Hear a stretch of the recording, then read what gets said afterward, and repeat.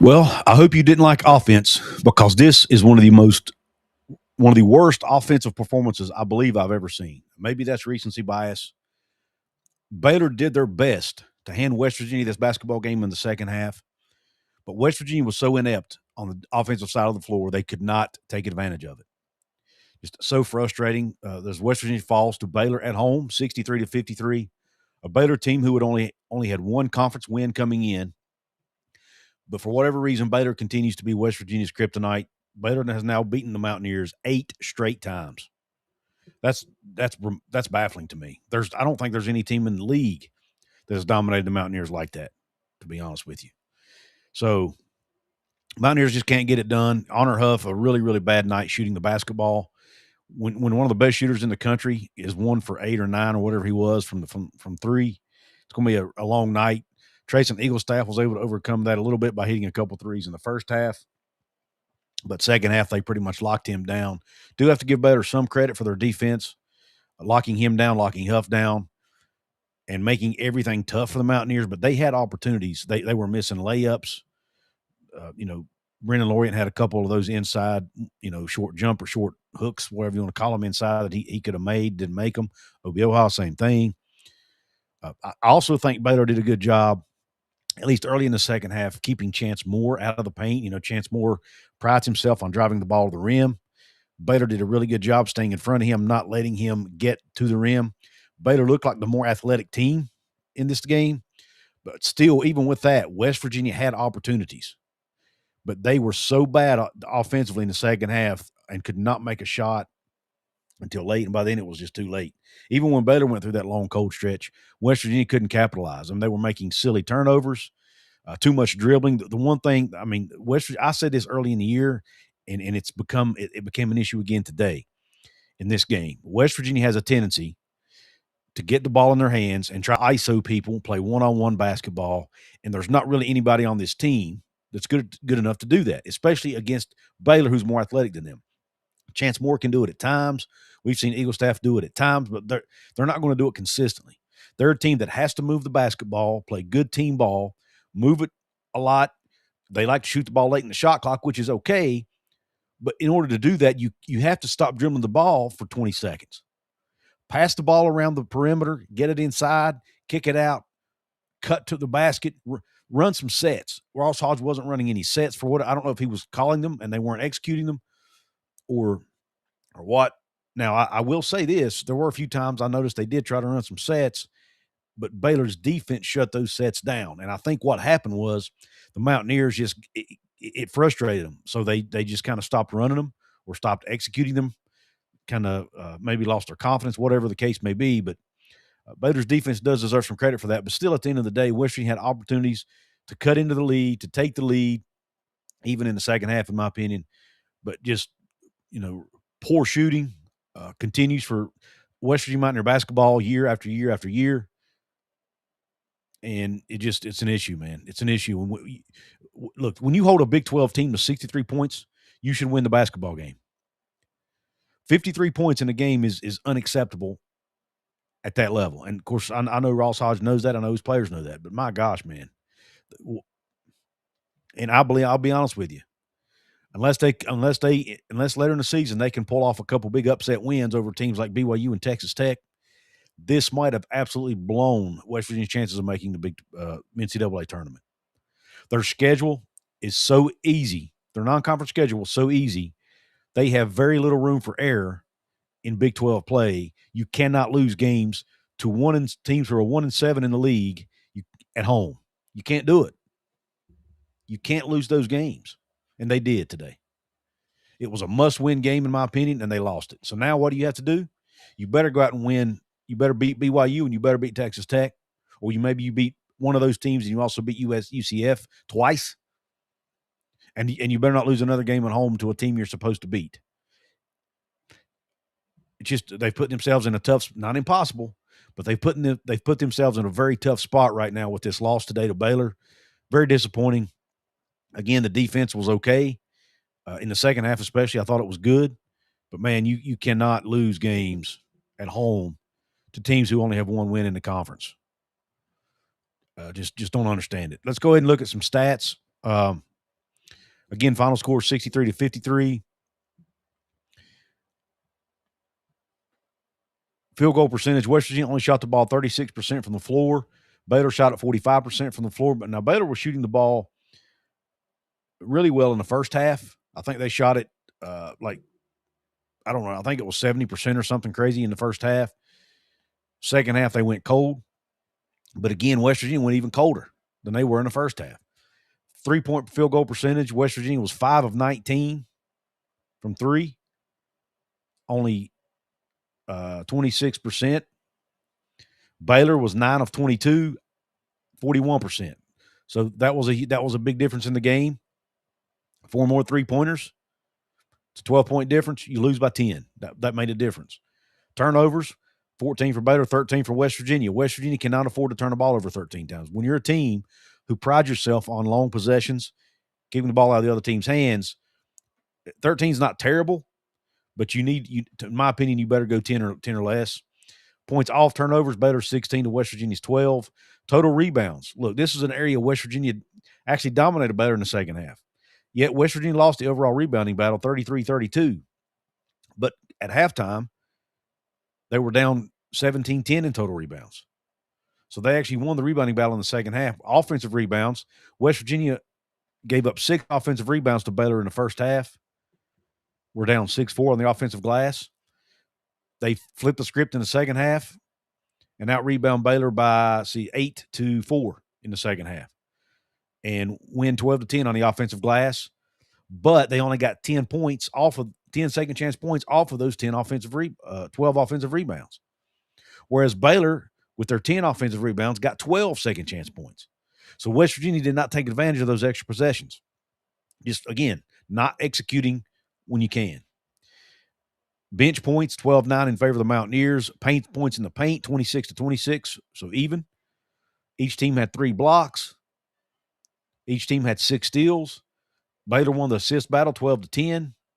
So really it comes down to 2 things. Oh, and let's talk about free throw shooting. West Virginia continues to struggle from the free throw line, only 12 of 18. But that was not a problem in the game because Baylor only shot 5 free throws. Now, they made 4 of them. But again, West Virginia was able to make 3 times more free throws than Baylor attempted. So they continue to do an elite job, or a great job anyway, of playing defense without fouling to the Mountaineers. Their problem just continues to be on the offensive end of the court. You cannot go 7.5 minutes without scoring a point in Big 12 basketball games and expect to win a lot of those games. Now, they were able to do that against Kansas State, but you can't do it against a team like Baylor who has the length, the athleticism that Baylor has, against a coach like Scott Drew who's won national championships. They're going to beat you. I don't know what the fix is. I obviously don't have the solution. I'm just a talk show host, right? But they've got to figure it out. Ross Hodge and his staff have got to figure out how to, because the teams are now keying on Honor Huff and taking him out of the game. And Baylor was able to take Eagle staff out of it in the second half as well, which left them pretty much 0 options because Brendan Laureate wasn't, he did a little bit in the second half, but down the stretch when he had more opportunities, he didn't score at key times in the game when they needed him to. That's West Virginia was not able to make shots in key stretches and take advantage. They were playing awesome defense, but then would go on the offensive floor and play atrocious. You got to play complementary basketball, and this team just not, for some reason, struggles to do that. I guess maybe they're just not very good offensively. But man, you've got to do better than 53 points in a Big 12 game. I mean, that's holy cow. I mean, they held West Virginia's giving up. West Virginia opponents are only scoring 63 points a game, so you keep Baylor at that average, and that's good. And you should win those games. When you hold a team to 63 points, you should win the game. They scored 23. West Virginia scores 23 points the entire second half. 20 minutes of basketball, they scored 23 points. Now, Baylor only scored 25 in the second half, but they went into halftime with an 8-point lead. So, I don't know. It's just frustrating to watch. I'm sure the players and coaches are even more frustrated. let's go ahead and talk about individual stats here, and then I'll get to some comments here. Brendan Lorient for West Virginia led the team with 19 points. He was the only Mountaineer in double figures. He was 7 of 13 from the floor, 4 of 4 from the free throw line, pulled down 3 rebounds. So, Brendan Lorient had a good day. I'm not going to put this on him. Were there a couple plays he'd like to have back? Absolutely. But when you pour in 19 points, you did okay. Jasper Floyd, 4 points, but had 9 rebounds.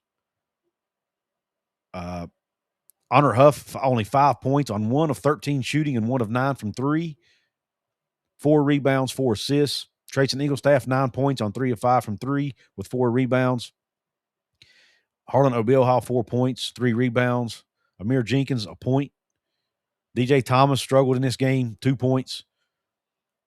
Chance Moore, 9 points off the bench in 14 minutes of playing time. Also had 4 rebounds.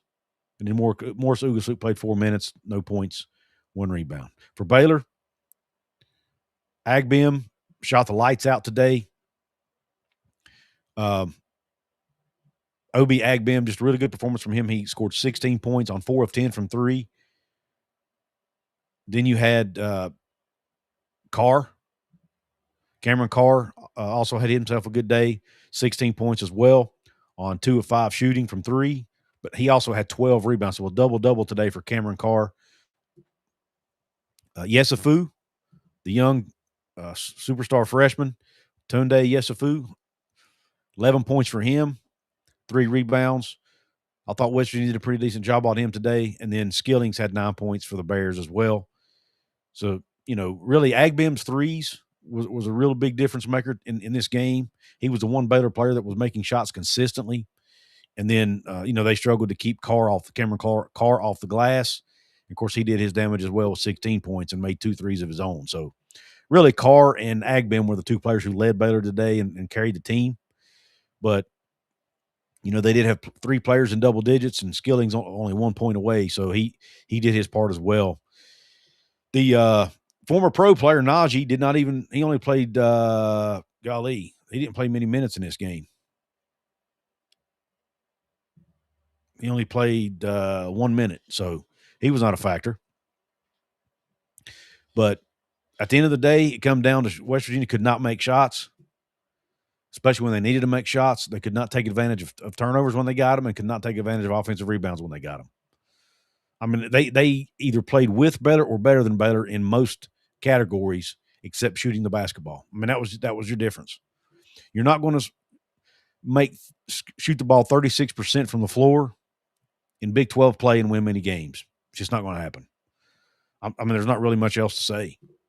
Just too many missed shots.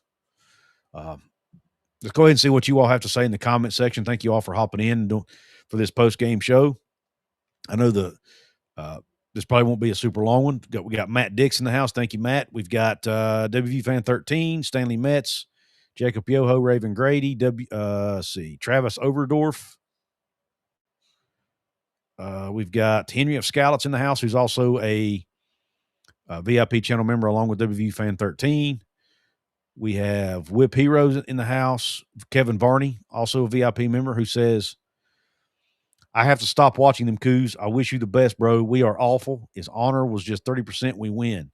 We are absolutely awful. The referee didn't do us any favors, but we have to win that game. Yeah, great point. The officiating in this game was left much to be desired, I will admit. Now, I can't sit up here when I see that Baylor only shoots 5 free throws.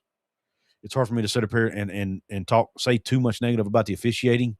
But, man, some of the calls that were made and the timing in which they were made was – I'm not sure it impacts the game, but the flagrant foul on Brendan Lorient was bull crap in my opinion.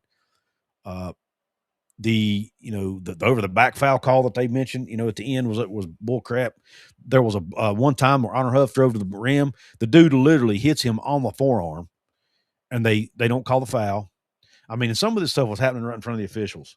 The out of bounds call the one time, it was clearly went off. Now, I'm sure it was harder to see, in full speed, but live action. But the ball clearly came off Baylor player, but they gave Baylor the basketball. There were a lot of missed calls in the game, a lot of calls I didn't agree with. But I can't sit here when you shoot the ball 34, 35%, whatever it was from the floor, you do not deserve to win the game. It's that simple. And like Raven says, they miss easy baskets, and it's so friggin' frustrating. Henry Scallett, you're right. It was a tough one. High school offense, says WVU Fan 13. I mean, I think we all saw it. There's not – so I'll say there's not a lot for me to sit up here and say. I mean, you all saw it with your own eyes. It was just obviously terrible, terrible offensive performance by this Mountaineer team. And I'm not sure – I mean, the schedule's not going to get any easier. You do have BYU and Texas Tech coming up. They have to play Cincinnati again. They have UCF, I think, twice, who's a good basketball team. They took out Texas Tech today, by the way. Big win for the Knights. Have TCU on the schedule coming up. I think they play Kansas State again, this time on the road. And we all saw that wasn't an easy win. It's going to be totally different when you get to Manhattan. Stanley Metz says we might not have a top talent team, but we still have way too much talent to play that bad, especially at home. Shake my head. In the words of South Park, that was a turd sandwich. That's a great way to put it, Stanley Metz. And you're right. West Virginia is not, in most games, not all, but most games, West Virginia is not going to be the most talented team out there, most Big 12 games. But they're talented enough to win a lot of those games. But their room for error is not big enough to go out here and shoot 34, 35%, make some of the silly mistakes they made. Jasper Floyd dribbles the ball and then picks it up and dribbles again. That's something you learn in third grade that you can't do. You got you had Brennan Lorient trying to throw the pass across the lane. That's something you're taught not to do at a very early stage of basketball as well. So, I mean, just dribbling the ball into the corner the one time, Eagle staff struggled to handle the ball a couple times, bouncing it off his knee. I mean, just mistakes you cannot make in Big 12 games. And then on top of that, you shoot the ball like that, not going to get it done. Cannot back down defenders, says Kevin Varney.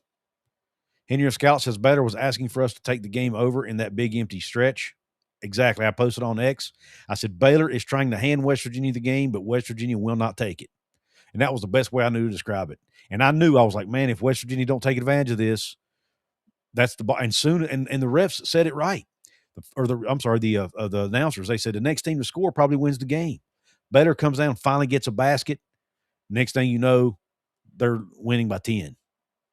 And West Virginia was just never able to get back in it after that. Just could not find an answer on the offensive end of the court.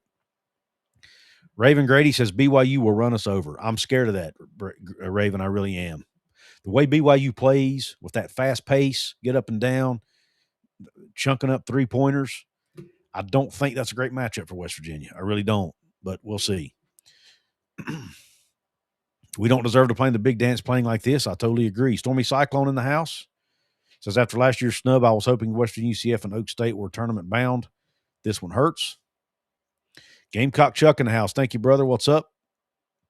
West Virginia's uniform looked like Pitt's. They were actually wearing their Jerry West throwback jerseys. Those are the uniforms West Virginia wore back in the 50s, back in the days Jerry West played. And the players seem to like wearing them.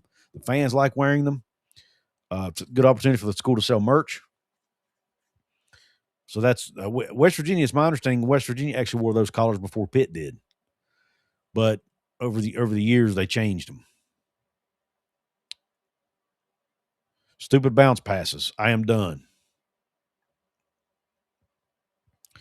says Kevin Varney. 2 straight games with 6+ minutes, no scoring. Yeah, brother, absolutely right. Aaron Abrams in the house says, I think the movement was off and B-Lo can't hold the ball. But, yeah, refs missed a lot. I also will give the Bears some credit, but still this was a trap game in my opinion as well. Could be a trap game, maybe. I don't know that I buy the trap game thing, not today. Now, maybe the last game could have been one, coming off that long road trip. But after you've already played a game at home and you're playing your second straight game at home, to me, that's not a trap game, but that is a fair argument. Seymour in the house. He says our offense depends on Huff hitting few shots to draw defenders off the other 4. Just look at this K-State game. Yeah. again, when he shoots the ball that poorly, West Virginia's going to struggle. It just is what it is, because outside of him and Eagle staff, they don't have anybody else that can score consistently, not from the outside anyway. And Baylor's inside presence on defense was just too much for West Virginia, in my opinion. WVU Fan 13 says, we have been horrible the last 8 years at layups, close to the bucket shots, even back to the Hugs days. He even complained about his teams not making close shots. 100% agree with you. I'm during the game, I'm watching, I'm like, man, we can't even make layups. Down by 5 for a long time, felt like 50, says Raven. You're absolutely right. 100% right. Reminder, you all, before I forget, please hit the thumbs up button if you're watching this live stream. If you're watching it on the playback, it also helps the algorithm, helps grow the channel, helps us get more content out, hopefully helps more people see the content as well. WVU Fan 13 says, why did Chance Moore only have 9 minutes until the last 5 minutes? Amir Jenkins only had 6 minutes. This loss was partly the coach's fault. Huff, 38 minutes. Floyd, 35 minutes. Eagle staff, 36 minutes. Lorient. That's a good question. I'm going to look at the plus minus in this game. Brennan Lorient plus minus was minus 14, believe it or not, even though he led the team in scoring. Which, I mean, they were trailing for most of the game, so the plus minuses are not going to be good for anybody. Let's make that clear. DJ Thomas is let's see. Of the guys who played a lot of minutes, Jasper Floyd actually had the best plus minus at minus 5. Obioha at minus 6. Honor Huff at minus 8. Eagle staff had the second worst at minus 12. So, yeah, it is a fair argument that maybe some of the guys should have gotten less minutes and maybe more should have gotten more minutes. That's an argument that I actually agree with. I think I'm trying to put myself in Coach Hodges' mindset. If you're struggling to score the ball, you probably don't want to take your best shooters off the floor, even though they're cold. But the way Honor Huff shoots the ball, all it takes is for him to make one shot, and next thing you know, he can go on a heater. Same thing with Eagle staff. So if you take them off the floor, you take away that opportunity for them to get on that heater. But at the same time, they were struggling to get the ball to the rim, and Chance Moore's your one guy who can usually do that successfully and consistently. So that's a fair argument. Definitely. WV Fan 13 says they were gassed at the end. Maybe so, man. Trick no good in the house. Jay McClanahan. Scotty B, the Baylor King. What's up? What's up, Scotty? He says, I called out this Baylor basketball a week ago after the TCU loss, but I'm beyond glad that they woke up from the worst start in the Big 12 under Scott Drew since 2006. Congrats on the win, Scotty. You guys earned it. West Virginia didn't do anything to help. West Virginia did some things to help you, but Baylor still earned it. They were the best team today, for sure. Baylor has some work to do to even think about the NCAA tournament. Hey, same with West Virginia, man. What was baffling to me is talking about the NCAA tournament. Lenardi had West Virginia and Baylor both in the considered category on the first 4 out, when Baylor was sitting there at 1-7 in the league, and I was trying to make sense of that. West Virginia was 5-3 in the Big 12. Baylor was 1-7. West Virginia's overall record, I think, is better. I don't have the records in front of me at the moment, but it's my understanding West Virginia's record was better. But when you look at the schedule, Baylor has played a tougher schedule than West Virginia, and they have more opportunities coming up against. Baylor's schedule is tougher down the stretch as well than West Virginia. So there will be more opportunities for Baylor to get more quad one wins, I think. That might be why he had them there. Baylor can win less games in the Big 12 and still get in versus what West Virginia can do because of their schedules, the way their schedules are laid out, especially the non-con schedules. I think that might be the difference. But it was still surprising when you looked at their record difference. Curtis D316, I'm going to disagree with his comment, but I will read it anyway. He says, Ross Hodge is way in over his head. He better hope that the recruiting class hits, or we are looking at multiple years without making the NCAA tournament. I totally disagree. I don't think this game – now, did he make some mistakes? Absolutely. There have been a few games this year that I think the team has won because of Ross Hodges' coaching. West Virginia does not, in my opinion, does not have an NBA player on that basketball team. But yet they've been able to compete in a few games with guys with teams who have NBA talent on them, even defeating Kansas. And I would argue that Ross Hodge outcoached Bill Self that day. So I'm not going to sit here and I don't think Ross Hodge is in over his head. His guys did not execute. When your players shoot 35%, you're not going to win. And that's not the coach's fault, in my opinion. Now, I don't know if he was – I'll have to listen to his post-game comments, which I obviously haven't had a chance to do yet. But I'd like – if anyone asks about it, when his guys were doing all that one-on-one dribbling, I'm assuming he didn't tell them to do that. But yet that's what they were doing. Sometimes – but now – I've always been the type of guy who thinks, okay, if you got guys on the floor who aren't doing what you tell them to do, you take them out of the game.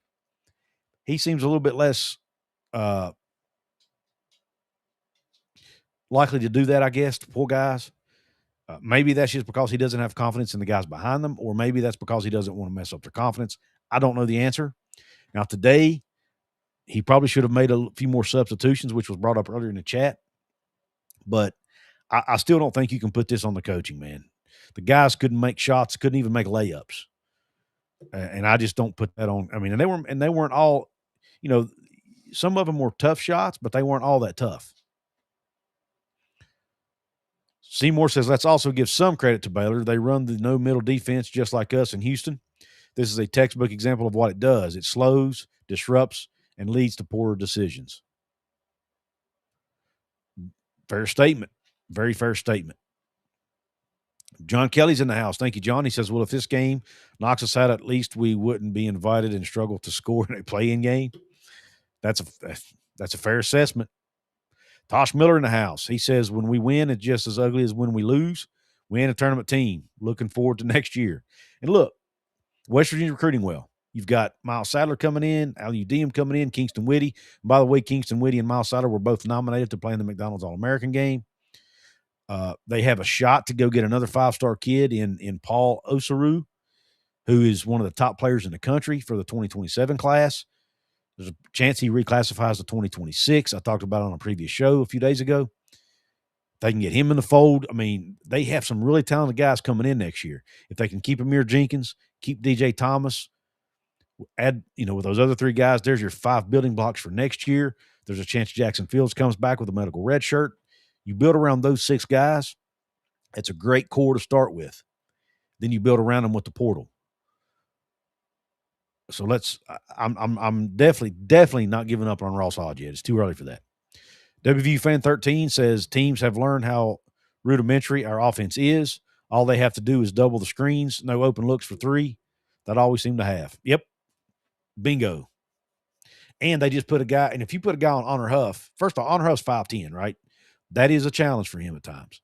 And yes, he can shoot over guys that are bigger than him, but it's still, he has to figure out a way to get those shots. If you put an elite defender on him who is as quick as him, because his quickness is using his advantage, if you put somebody on him that can keep up with him, it makes life hard for him. And those screens, teams have figured out it. So let's see what Ross Hodge and company can do if they can figure out how to scheme around that and what they can do better going forward. But you're right. Teams are just double teaming those screens, man. Matthew in the house. Not sure if I can even say your full name on there. I'm not sure if I can pronounce it right. But anyway, he says defense doesn't win championships in Morgantown. Well, defense will. I don't necessarily agree with that. It would, but your offense can't be. Your offense has to be at least okay. It can't be bad. You know what I'm saying? Usually the teams who win championships, especially in basketball, are top 10 it's either top 10 or top 50. I think it's top 50. Let me think. Yeah, I think it's top 50 in the country in both offensive and defensive efficiency, or you are elite in one of the others. And West Virginia is not elite in either one, and I'm pretty sure they're not top 50 in both. No problem, Gamecock Chuck. who said, thanks for the history lesson about the uniforms. Any hope we have making the tourney just died tonight, says Spencer, or Spence 1. Luke Rhodes says Ross Hodge coached that game away, letting Honor keep shooting. I don't necessarily agree with that, man. Honor, he couldn't have made any of those shots. We've seen how good a shooter he is. When you have a shooter that's that dynamic and can make any shot from anywhere, you got to let him shoot it. I don't necessarily agree with that. Now, if it had been one of the other guys, I might have agreed with you, but not him. Jake T304 says, last year I was pulling for the team to make the tournament because we showed multiple times last season that we were capable of taking down top-tier teams. This year we haven't proven that. That's fair. Very fair statement. Curtis D316 says he thinks next year is going to be a train wreck. Tosh says Chance has been getting less minutes, and it hurts us. He's the best rebounder on the team and was second best in points until they finally came around last few games. Yeah, I don't know what the deal is there. Who do you put him in for this game? Do you put him in for Trayson? Not sure you do that because Trayson's not really bad. Trayson doesn't really have one glaring weakness to me. He's good on defense. He's not elite, but he's good on defense. He's a good rebounder. And he can be an elite scorer at times. And in this game, they needed that. And Honor, maybe you take Honor off the floor a little bit. I mean, he was struggling to get the ball or struggling to get, he was having to do a lot of work to get the basketball in this game. So I'm sure he was getting worn down. So maybe you bring Chance in for Honor earlier. And you rotate, maybe you rotate Trayson and Honor in and out a few times to give him some breathers and put Chance in for them when they do. There are a lot of things you could do there. Maybe you bring him in for Jasper Floyd, let Honor run the point. I do agree. Chance Moore to me was a difference maker, at least late in that game. Him and Brennan Laureate were the only two guys in the second half that really gave them any life. But I also, trying to look at it from Coach Hodges' perspective, I sort of understand why you don't want to take some of those guys off the court. But, hindsight's always 20/20, Yep, Texas Tech lost at UCF today. You're right, John Kelly. Huff was mismatched a few times tonight on defense. Absolutely, Raven. And that's another challenge. Teams have figured out how to create that mismatch with screens. It hadn't been as big. It was a big issue in games early in the year, but it hadn't been as much of an issue lately. But today, Baylor was able to exploit it a couple times. Raven says she'd like to know how they're going to fix the offense. It's a great question. WVU fan 13 agrees with me that Hodge is not in over his head. Shooting that bad is on the players. America First West Virginia's in the house, says teams have figured out how to defend Huff. Yep, you're absolutely right. Absolutely right. Luke Armacost, another VIP member, says our offense is awful. Our defense can play with any team on any given night, but our offense just isn't it. Absolutely. And again, even if your defense is elite, your offense has to be serviceable, right? It can't be horrible. And today, and even against Kansas State and several games this year, really, West Virginia's offense has been horrible. So, anyway, that's where we are. Jimmy McKenna in the house. Thank you for joining the show, Jimmy. Tosh Miller says Miles Sadler is everything you want in a point guard. He's the full package. I hope he stays committed. Everyone should look him up. The numbers he puts up are ridiculous. He had a game the other day. I wish I'd have came prepared to talk about this. He had 13 steals, 21 points. He had a triple-double in a game the other day with steals, points, and I think it was assists. But anyway, 13 steals in a game. Think about that. And this is in a tournament, a high-level tournament against international competition over in Spain. It's a high school tournament where some of the best high school teams in the world play. So he's playing against good competition. And he put up a triple-double with steals, points, and is in one other category. But, man, that right there tells you what you need to know about Miles Sadler, to be able to do that kind of work on both ends of the court and put up a triple-double. And he's doing it he's only 5'10" or 5'11". He is elite. the way he's able to get the ball to the rim, and Honor Huff is 5'10", but he's more or less just an outside shooter. Miles Sadler's not just an outside shooter.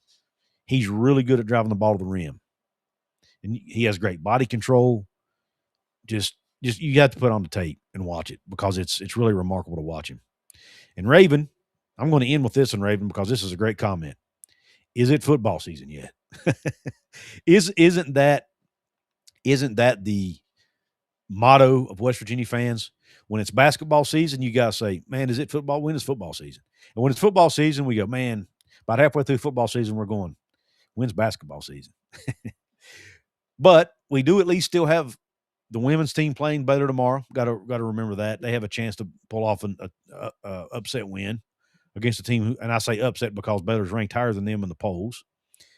And baseball season is right around the corner. So, we've got that as well. All right. I'm going to jump off of here. I thank everybody for joining the show. It gives us a chance to get on here and vent a little bit, get on here and complain, fuss, bitch, moan, whatever you want to call it. Give our takes. I appreciate you all doing that with me. Be sure to please hit the like button on your way out. Please be sure to subscribe to Couz's Corner if you haven't yet. Thank you for everything. Thank you for all the support. Share this with your family and friends. And be sure to check us out at wvsportschat.com where you can find written content on the Mountaineers. And please support our work over there as well. Thank you for everything. Have a top shelf day. God bless you. Q Country Roads.